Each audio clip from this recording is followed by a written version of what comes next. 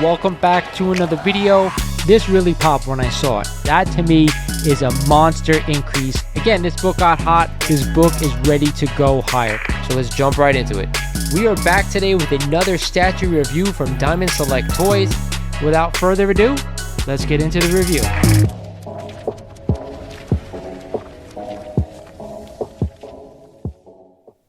What is going on YouTube? This is Lawrence over at Mighty Comics and Collectibles, and thank you for joining me for another video here on the channel. Today, of course, is our Q&A, where I answer your questions that you've posted either on the YouTube channel or on my Instagram. I can't wait. I always look forward to doing these videos. But before we get started, like I always do, I want to thank you guys for getting me to 6,000 subs. We're almost at 6,100 already. So if you're not a current subscriber of the channel, do me a favor, hit that sub button for me.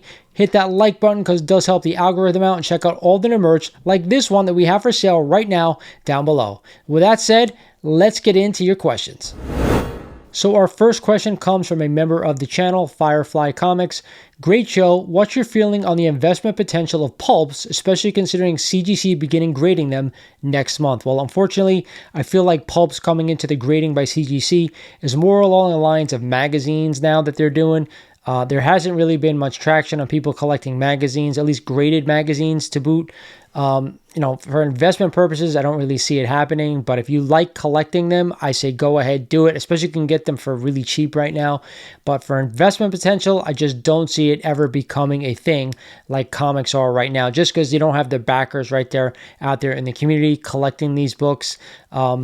There are some niche collectors that do collect these things, but there's not enough where the value is going to be pushed by the people buying them. Hope this helps.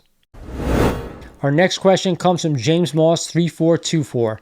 What is the worst comic book that you're glad you didn't get? So there are not too many books that I'm glad I didn't pick up, but there one that is jumped to mind, and it's a massive key, and it's a copy of Strange Tales number 110, the first appearance of Doctor Strange. So back when I first got back into collecting comic books, like that's one of the major Marvel characters I really never went after. There was a little bit of part of me that actually wanted to buy the book, especially when you could have gotten a low grade for around $1,000.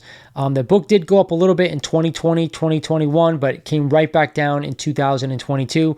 We all know why that book sits where it's at price-wise. It's because of the cover. I'm really glad I didn't go after that book, considering it is a major first appearance in Marvel. I'm talking even back before he appeared in the MCU, I had a chance to buy that book and didn't, just because I wasn't infatuated with that cover. That's one to this day I'm glad I stayed away from. Here's a great question from Rocket Fighter 8. He says, "Hey Lawrence, here's a multi-part question for you. I left the hobby in 1988 to start a family and returned in 2005 when graded comics became available and I had more disposable income. What is your comic book collecting history? Why did you leave and what prompted you to your return? Thanks for answering and keep up the great content." Well, let me say thank you. I really appreciate it, Rocket Fighter. I love this question and I really appreciate you asking it. So for me, I grew up a comic book collector and reader ever since I was a kid. If you haven't heard this before, my father owned a pharmacy when I was a kid, and he always got comic books in every week, so I'd always have access to new books when they came out. So again, I was a Spider-Man fan, I was a Punisher fan back then, and a huge Batman fan, and then I got into the Hulk as I got older. So outside of becoming a kid, when you leave, the hobby when I was probably around 13, 14, you start getting into other things like sports, like girls, whatever. And I didn't really come back into the hobby until after I graduated college. We're talking about 22 years old. Don't think the MCU had started yet at that point, but then I was picking up first appearances of Iron Man for like $300, Wolverine for like $150. I had an AF-15, I tell you guys all the time, I picked up for $2,500 at a show in New York. I had almost every Silver Age Marvel key way back when. And then, of course, you fall out of love with it again. And I sold all my books for ridiculously low prices. I ended up coming back in 2017, 2018 when I got married to my wife. She had two sons prior to me, and one of them was a big Marvel fan, a big Spider-Man fan. So we kind of got back into it together. And it's been cake ever since. I'm still in the hobby. It's been about 6 years later. I'm doing YouTube. So I don't see myself getting out of the hobby anytime soon. However, me buying books, the amount of books that I buy has gotten way low. As you can see by some of my collection that I have, I've kind of gone after some of the bigger books. And I think I have most of the things in my collection that I want to keep for the next 20 or so years. We'll see what happens as time goes on. But for right now, that is my comic collecting story. Our next question comes from Comics and Culture. Cool video. Here's a question. My eBay search is for high-grade SpiderMan keys, which I don't blame you for. I like SpiderMan keys as well, which I have not been seeing lately because the market is not great for selling those right now. But I just saw a bunch of them being listed from different sellers for auctions ending in a week or less. Should I be worried? Why are they selling now? For me, when we talk about like selling books on eBay or selling books in general, what I saw from 2020 to 2022 was an influx of books being sold on all platforms, including eBay. You could have found an AF-15 anywhere you went. Every time I went on IG, you could find one, 3 or 4 in one day. Now, I wasn't really seeing a lot of books being listed for sale, and if there were, I see a lot of copper books and a lot of bronze books still being listed, but not a lot of silver age. And if there are silver, it's people selling. I think that's too little too late. Those books have come down. As for your question, why are we seeing high-grade Amazing Spider-Man come to market now? I think a lot of people out there, including myself, think that the market for the most part has bottomed. There are still books out there that are coming down in price. There are still books that probably have gone under where they should be, in my opinion, especially a lot of the Silver Age Marvel keys. Some of them can be had for, I think, really good prices. When we talk about bottoming, and we'll get to that in a future question in this video, that's a process. It's not just a 1 day or 2 day or even a week thing. Bottoming is a process over time. And then once we head back up, and I do think it's going to be a while before we head back up consistent value, then we'll start seeing some more books like this coming to market. All right, so let's jump right into it. And this next question, how long until book prices stabilize? And I am not a fortune teller, I will say this, but from what I've seen, like I just said a minute ago, a lot of the Silver Age Marvel keys, they really have come down so far that I think right now they're at their bottom or close to it. Now, that doesn't mean I'm going to be right, because I'm not a fortune teller, like I said. But I always say this on the channel, if you're a 20-year holder, I think you can go ahead and jump in right now on some of the bigger Marvel keys, the first appearance books. I do think you're going to get a nice jump in value over that 20 years. I always say, a caveat, if you plan to sell these books within the next 5 to 10 years, stay away. Don't buy anything right now because the risk is just too great. But I think a lot of the books have really stabilized, those Marvel blue chip Silver Age keys, and some of the other keys as well. Like I said, copper and bronze, I'm not really too sure right now what is going on. There's still way too many books coming to market. Prices are still dipping. For those books, it's going to be a little bit longer, but like I just said a little bit while ago, bottoming is a process and is going to take time. I would say throughout the end of this year and probably to the middle of next year is going to be that bottoming process from what I see. And then I think it'll be all clear. And I also think when the MCU starts rolling again, regardless if you like what they've put out or not, more people talking about these characters that are coming out, more people interested in the characters. For us, for comic book collectors, we're always going to buy books because that's what they're into. But sometimes when movies come out, when shows come out, whether they're well perceived or not by us collectors and by, people who do reviews on YouTube or in general for life, they draw interest from people who don't collect these books, and maybe they start picking up things that they normally wouldn't. So with that said, I think it's a process, and within the next year, I think we should be there. Here's another question that was posted on Instagram. Hey, love the Q&A content. I have one for you for the next video. If you had to pick one, an AF-15 or a Hulk one and an ASM one, which would you choose? For me, that's an easy answer. It's always going to be the AF-15. For me, that book is the king of the Silver Age. There's only 4 books I'd rather have besides that book, in my opinion, and that is, of course, Action 1, Tech 27, Superman 1, or Batman 1. For me, I'm just talking about superhero comics. I know there are more valuable books than AF-15, of course, like Marvel Comics 1, Captain America 1, stuff like that. But I've always said that Spider-Man is the most popular character out there.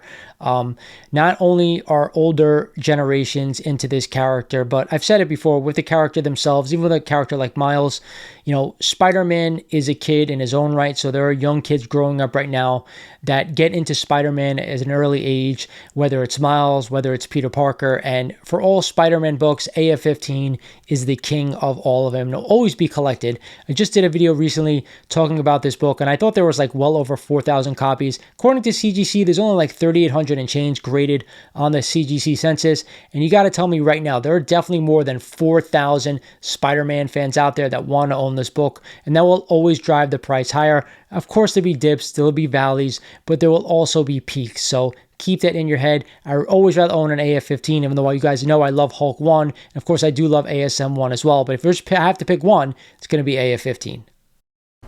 Here's a question from Daytiles007. Do you think CGC will announce any upgrade to their slabs now that CBCS has? Short answer, no. I think CGC knows who their clientele are. I think CBCS needed to do something. I've said it for years. They need updated their labels, and they did that, and I actually do like them as well. But CGC doesn't have to do anything with their labels. They actually just got a new case as well after CBCS got their new case. So I think they're pretty dug in on what they're going to do. I do think eventually they're going to come out with some new special Marvel labels. The ones they've been going on right now, they've been out for quite some time. So hopefully those will be discontinued. We'll get a fresh batch. But I would love to see CGC do something with DC. Maybe do DC labels. I think that may be in the near future once their contract with Marvel is over.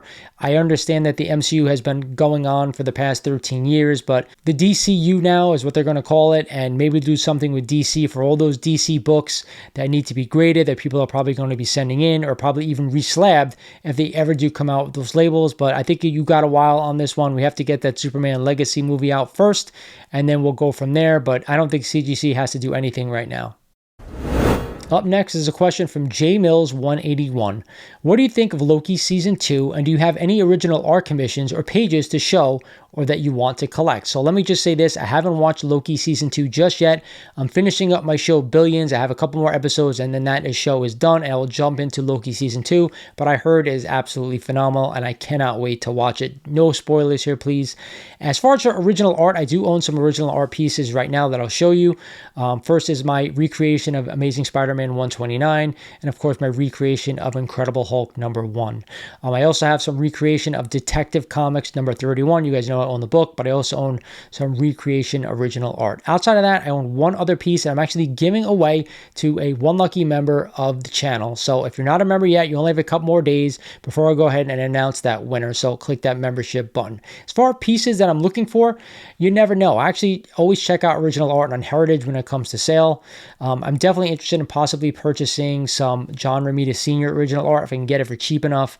But other than that, I really don't want to spend the crazy amount of money that some of the original art goes for. If I can get something for a steal, I'm always open to it, but it has to be an artist that I am attached to. For me, you know, Todd McFarlane, John Romita Sr., artists like that, someone that has meaning to me. If I don't know the artist or I don't follow the artist, I probably don't want to spend crazy amount of money on their art. However, I will say this, when I was at New York Comic Con this year, I actually almost pulled the trigger on a page that was done from the Silver or Bronze Age from an Amazing Spider-Man title, but I didn't know who the hell the artist was, or else I was going to drop like $4,000 on it, but I decided to go against it only because I didn't know who the artist was. But I guess the picture of J. Jonah Jameson talking to Spider-Man was on that page. It was absolutely beautiful, and it was definitely worth $4,000. So with that said, we'll see what happens with original art. The last question is from Tim Rearson26. Lawrence, what do you think are the top 10 DC Silver Age key comics worth investing in right now with the goal of a reasonable long-term rate of return? Well, I could do a whole video on this topic, but I will say this. DC Silver Age to me is kind of soft when compared to Marvel. Marvel's got all of their spectacular characters in there, but there are a few DC Silver Age keys that I do like. The first one is Showcase 22. Of course, the first Silver Age Green Lantern.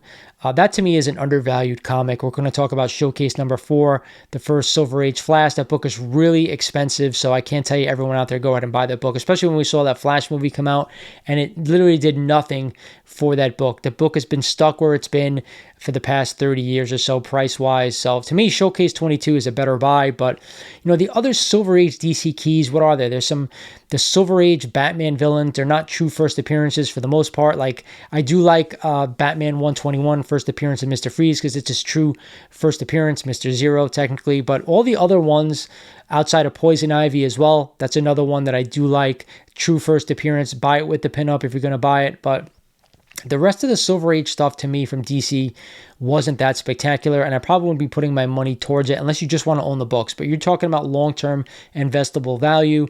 The four that I just mentioned are probably the best, and at this point, I'd actually probably even stay away from Showcase 4 unless, you know, DC proves they can do something with the character and it pushes the book. But by then, it may be too late. I do like Poison Ivy. I do like Mr. Freeze, and of course, I do like Showcase #22. So I hope that helps. So that's it for the Q&A session for this week. If you have any questions for future videos, do me a favor, drop me down in the comments in this one. Contact me on Instagram, mightycomics_collectibles. And if you haven't checked out my website, I haven't mentioned it in a while, mightycollects.com.